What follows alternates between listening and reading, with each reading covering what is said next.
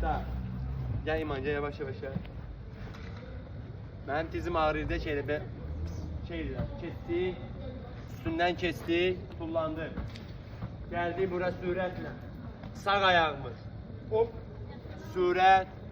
Bura süretle sağ ayak. Hop. Geldi bura. Uğur'un yanına. Pas. Pas. Buradan bir tane daha pas. Pas. Gittik. Korpus koymalı. Sol taraf. Ayağımızı koyduk. Bir korpus. İki korpus. Geldi. Hop. Kontrol. Pas demeye. Qəbul. Hop. Sonra sol ayağına. Kesti. Bir yanda pas. Hop. Açıldı. Qəbul.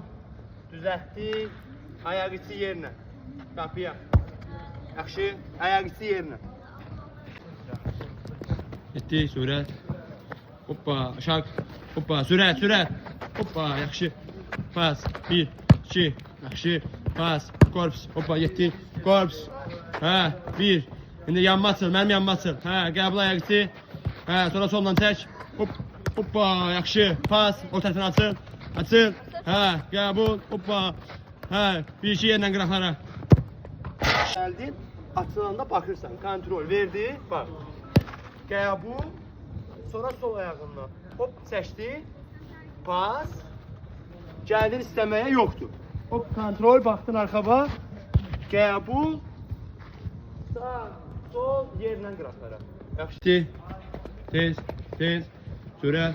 Hoppa, yaxşı dön, tez. Sürət. Hoppa, getdi. Hə, pas. 1. Hoppa, bir yanda pas. Hə. 1. Getdin korpus. Hoppa, korpus. Hə, yaxşı, bir yanda. Yaxşı, gəl istə. Gəl. Hop. Qəbul. Hoppa, dön. Hoppa, pas. İstə. Yoxdur. Hop. Bir yanda. Qəbul. Qıraqlara. Yaxşı. Sürət. Pas. Hoppa, yaxşı, pas. Pas, getdik. Korpus. Yaxşı. Gəl istə. Gəl. Qəbul. Hoppa, çək. Hoppa, pas. İstə. Hə, yoxdur. Hop, kontrol. Hoppa, qəbul. Hə, qıraqlara yerinə. Tez. Hop, getdik. Hoppa, yaxşı. Hop, gəldik. Getdik. Pas. 1. Bir yana pas. Pas. Getdik, korpus. Getdik. 1. 2. Yaxşı, gəl. İstə. Hə, qəbul. Hoppa, çək solva. Hoppa, pas. Getdik bir dənə istə.